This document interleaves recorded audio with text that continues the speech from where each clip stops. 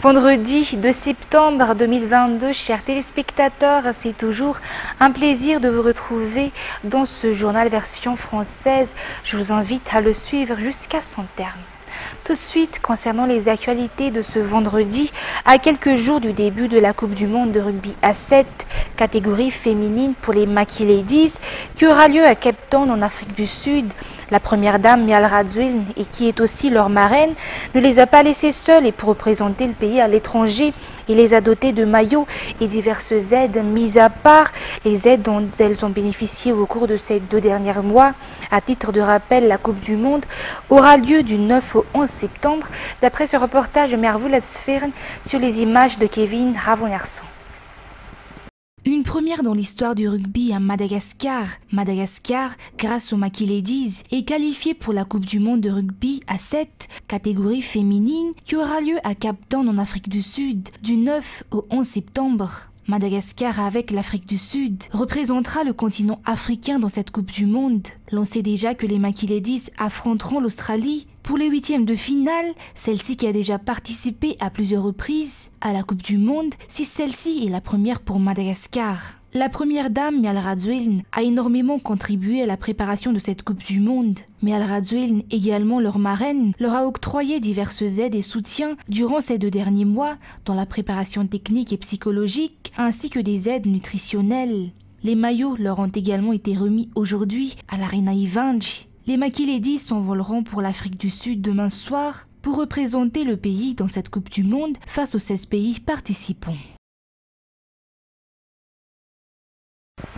La loi définit l'indépendance de la CENI ou la Commission électorale nationale indépendante. Les déclarations remettant en question l'indépendance de cette institution sont donc fausses, selon le rapporteur général de la CENI aujourd'hui. Concernant l'aspect financier, il a indiqué que la CENI est une institution comme toute autre institution et qu'il existe donc un budget dédié à son fonctionnement. Cependant, cela ne signifie pas que la CENI n'est pas indépendante, selon toujours les explications contenues dans ce reportage de Radio Ramanazatu Fuyanza Razonarvelo.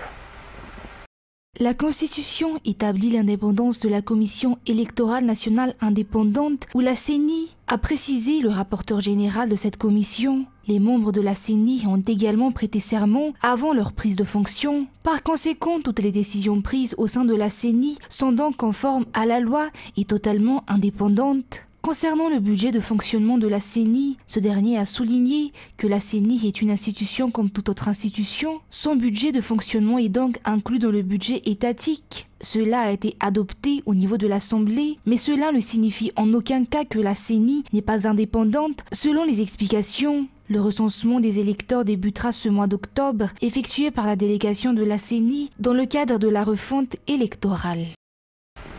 Et Razanat Sein a été placé en détention provisoire à Tiafa. Il s'agit de celui qui a pris et a diffusé la photo de la valise du président de la République et planifié un complot pour ôter la vie du président et de sa famille. En effet, l'enquête a révélé que l'on a tenté de mettre une grenade dans cette valise. Les autorités françaises l'ont remis aux autorités malagasy suite à cet incident. Ça, Sylvain nous apporte les détails dans ce reportage. L'enquête des impliqués dans l'affaire de la valise du président de la République et de la tentative d'assassinat à son endroit n'a pris fin que vers minuit hier. Suite à cette enquête, Razanat Sein a été placé en détention provisoire à Tiafa. Il s'agit de celui qui a pris et diffusé la photo de la valise du président de la République et planifié un complot pour ôter la vie du président et celle de sa famille. Cette affaire a été découverte le 12 août dernier. Les caméras de surveillance de Paris ont enregistré ce dernier en train de prendre une photo de la valise du président. L'enquête s'est donc poursuivie pour découvrir la raison de cette action. Celle-ci a donc révélé que Razanat Sein partage toutes les informations sur le président de la République et sa famille avec un groupe d'opposition dans le lieu où se trouvait la fille du président et sa garde. Et ses complices ont même planifié plusieurs complots selon les explications. La justice malagasy le poursuit également pour sa tentative d'introduire une grenade dans cette valise selon nos sources. L'enquête a été menée par les autorités françaises puis remise aux autorités malagasy. Le suspect a également été rapatrié. Mis à part Razanat Sein, 19 autres personnes ont été convoquées au parquet et sont actuellement sous contrôle judiciaire. Parmi les Fouktane qui bénéficient des infrastructures de proximité, dans le 2e arrondissement figure celui d'Ambouymianj, des bureaux administratifs, des ruelles réhabilitées, de l'éclairage public, mais aussi le volet social. La députée élue dans le 2e arrondissement est descendue dans ce Fouktane aujourd'hui pour voir les travaux effectués, mais aussi ceux qui restent à faire. Natera Koutumav et Kevin Ravonarsion étaient sur place. Ce chef de Fouktane d'Ambouymianj est témoin des travaux réalisés par l'État actuel selon elle. Des travaux réalisés par le biais de la députée élue dans le 2e arrondissement et qui ont des impacts directs dans le quotidien des habitants d'Ambouymianj et ses environs, comme la rénovation de ce bureau de Fouktane, entre autres. Selon le chef de Fouktane, son bureau a été dans un état déplorable auparavant. Cela fait 30 ans qu'elle habite dans le quartier et elle n'a vu des changements que maintenant. Les ruelles ont été réhabilitées, les habitants bénéficient des bassins lavoirs, des aides sociales et bien d'autres. Néanmoins, des travaux restent à faire car certains secteurs des quartiers de la capitale ne bénéficient pas d'électricité, selon la députée Lantra Koutmang. Elle appelle ainsi les responsables à voir de près la situation. Elle a par ailleurs apporté 10 lampadaires pour le Fouktane, mais aussi 50 ampoules. Dans la foulée, selon la députée, elle est actuellement en cours de préparation pour aider les parents d'élèves en difficulté dans la scolarisation de leurs enfants. Cependant, l'État prend toujours en charge les frais de scolarité des écoles publiques, mais certains parents d'élèves devront participer dans le paiement car certaines écoles publiques emploient encore beaucoup d'effectifs d'enseignants femmes. Le député de Madagascar, élu dans le district d'Avaradjan, a remis officiellement les camions bennes pour les communes d'Alassour, Amboumangakel et Saboutsnamen. Aujourd'hui, des camions bennes qui ont été parmi les promesses présidentielles pour les communes qui ont le plus d'habitants dans le district d'Avaradjan, suite à la demande du député. Toujours Natera Koutouma avec Kevin Ravonarson. Les communes d'Alassour, Amboumangakel et de Saboutsnamen ont eu à leur tour des camions bennes avec des bacs à ordures aujourd'hui. Ces communes figurent parmi les communes qui ont le plus d'habitants dans le district d'Avaradjan, avec plus de 60 000 habitants chacune sur les 16 000 communes du district. Ainsi, afin de coordonner et garantir l'assainissement de ces localités, le président de la République, par le biais du ministère de l'Intérieur, leur a offert des camions bennes. Selon le maire de la commune d'Amboumangakel, la gestion des ordures est une tâche à part entière dans la commune, donc il faut plus de matériel pour compléter ceux qui y sont déjà. Des formations ont été aussi octroyées par le ministère de l'Intérieur aux chauffeurs de camions, mais aussi pour l'entretien de ces derniers selon les explications. Ces communes ont déjà aussi leur décharge publique, mais pour la commune de Saboutsnamen, le ministère de l'Environnement se charge de la mise en place d'une nouvelle décharge qui sera bientôt opérationnelle. De plus, la gestion de ces décharges crée aussi de l'emploi pour les habitants de ces communes. La commune de Saboutsnamen prévoit aussi de mettre en place des ristournes pour les ordures ménagères, entre autres. Le député de Madagascar élu dans le district d'Avaradjan a remis officiellement ses camions au maire. Il a souligné qu'il a fait une demande directe au président de la République et ce dernier a répondu favorablement tout en mettant quelques critères, notamment que les communes les plus peuplées peuvent en bénéficier. Le taux d'inscription dans plusieurs écoles privées a baissé en cette nouvelle année scolaire. Les parents et les écoles ont été contraints de procéder à un contrat de réservation afin que les enfants puissent étudier selon l'enquête menée par Fangesena Mirai et Sech Andjenab. Selon les doléances reçues par l'Office national des écoles privées ou ONEP, le taux d'inscription dans plusieurs écoles privées n'a atteint que les 35% pour cette année scolaire. À une semaine de la rentrée officielle, certaines écoles privées n'atteignent toujours pas les 50% par rapport au nombre d'élèves inscrits auparavant. Pour cette école au sein de laquelle nos journalistes sont descendus ce jour, certains parents ont conclu un contrat de réservation avec l'école afin que les élèves puissent poursuivre leur enseignement malgré la faible capacité financière des parents. Ils peuvent donc faire la rentrée des classes avec les autres élèves. Les parents paieront petit à petit les frais d'inscription. Les responsables au niveau de l'Office national des écoles privées exhortent les parents à envoyer leurs enfants à l'école. Toujours dans le cadre de ce sujet, pas moins de 25 écoles privées suivant le programme du ministère de l'Éducation nationale ont demandé à reporter d'une semaine leur rentrée selon le directeur de l'ONEP, Office national de l'enseignement privé. Aujourd'hui, il a également confirmé que les lycées privés peuvent ne pas appliquer l'OSE pour cette année scolaire. Koutristela Rakoutumalal et Secha Angianab nous apportent les détails de ce reportage.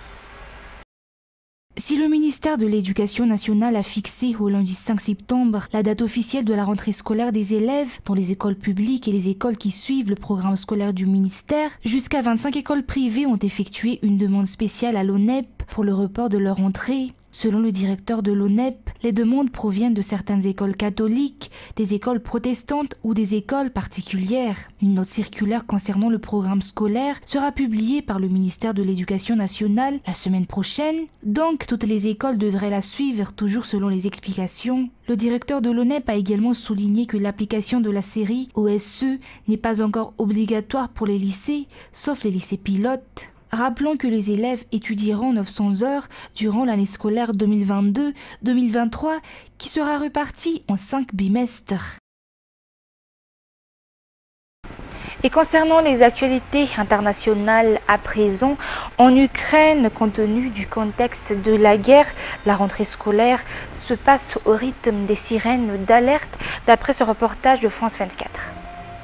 Pas d'école en présentiel dans cette région bombardée de l'Ukraine. Alors, du haut de ses 10 ans, faux gilet pare-balles et kalachnikov en plastique, Maxime affiche sa solidarité avec les soldats. Quand les militaires me voient, ça les aide à avoir un meilleur moral. C'est dur pour eux, cette guerre. En face, un autre groupe d'enfants. Ils ont établi un faux checkpoint, ces barrages qui sont désormais le quotidien des Ukrainiens. La mère de Maxime n'encourage pas, mais laisse faire. C'est triste ce jeu. Mais au moins, ils sont occupés et distraits. Ils entendent moins les bombes. Les tirs de missiles rythment désormais la vie des enfants ukrainiens. Nous sommes à Kharkiv, en plein centre-ville. Un adolescent de 13 ans est en état de choc.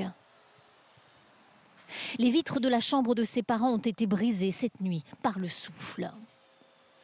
Visage perdu, il raconte la déflagration et la peur. Il ne devrait pas faire ça. On se vengera. On les fera souffrir, nous aussi. À Mykolaïv, plus au sud, les mêmes alertes aériennes. Dans cet hôpital pour enfants soignants et malades, restent au sous-sol. Cet enfant a reçu le 5 août de nombreux éclats dans la rue après un tir de missile. J'en ai assez d'avoir mal tout le temps. Toutes ces douleurs, elles m'empêchent de dormir. Surtout mes jambes, j'ai mal partout. C'est dur d'accepter tout ça. Seulement un tiers des enfants ukrainiens font leur rentrée en présentiel. Selon l'ONU, 1000 enfants ukrainiens ont été tués ou blessés depuis le début de l'invasion russe et 2500 écoles comme celle-ci ont été la cible de frappes. Selon les Russes, les Ukrainiens cacheraient dans ces écoles des soldats et du matériel militaire. Face à des partisans de Donald Trump qui veulent ramener le pays en arrière, l'Amérique doit défendre sa démocratie qui n'est pas garantie. Joe Biden va lâcher ses coups jeudi, selon les extraits d'un discours qu'il doit prononcer dans la soirée, toujours d'après France 24. Le lieu est très symbolique. Les jardins de l'Independence Hall à Philadelphie, le bâtiment où furent adoptées la déclaration d'indépendance et la Constitution des États-Unis. Une façon pour Joe Biden de souligner que la démocratie américaine est aujourd'hui menacée par son prédécesseur à la Maison-Blanche. Beaucoup de choses qui se passent dans notre pays aujourd'hui ne sont pas normales. Donald Trump et les républicains pro-Trump représentent un extrémisme qui menace les fondements mêmes de notre République. Une charge directe contre Donald Trump, qu'il accuse de ne pas respecter l'état de droit et d'attiser la violence à travers le pays. Nous avons vu des fonctionnaires, des agents électoraux, des bénévoles des deux partis être l'objet d'intimidations et de menaces de mort. Je veux dire ceci simplement. Il n'y a pas de place pour la violence politique en Amérique. Aucune, jamais. À 2 mois des élections de mi-mandat, Joe Biden a aussi choisi la Pennsylvanie car elle est un État clé pour ce scrutin. Pour l'emporter, le président américain souhaite mobiliser contre Donald Trump. Ils ont tout essayé la dernière fois pour annuler les votes de 81 millions de personnes.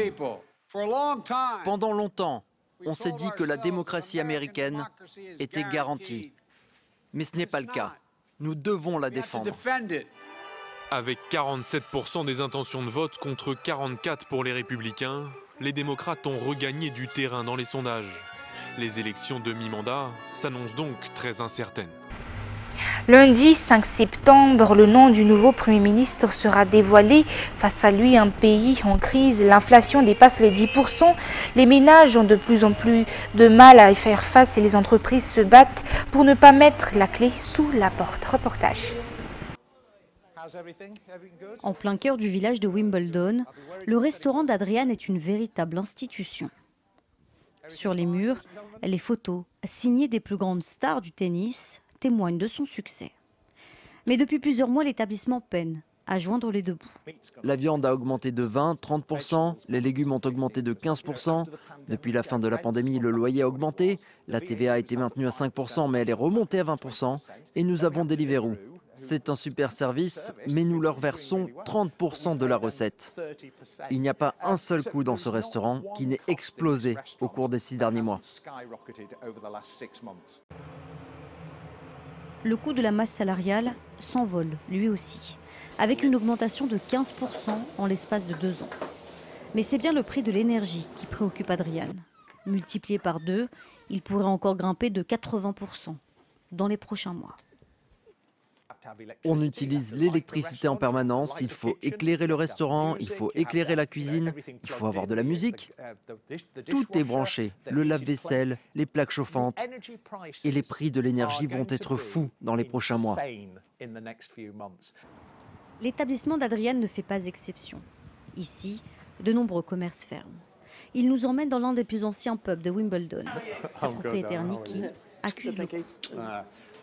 Les habitués qui venaient tout le temps viennent désormais tous les 2 jours. S'ils prenaient 2 pintes, maintenant ils ne prennent qu'une pinte.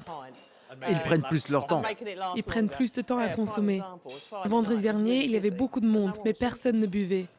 Toutes les tables sont prises, mais personne ne dépense vraiment de l'argent. Pour les entreprises britanniques, les lendemains paraissent incertains. Les agences bancaires se préparent à une inflation avoisinant les 20% d'ici l'année prochaine. C'est également avec cette actualité que nous terminons le journal d'aujourd'hui. Merci de votre fidélité. Je vous souhaite de passer une excellente soirée sur Viva et quant à moi, je vous retrouve demain pour des nouvelles actualités.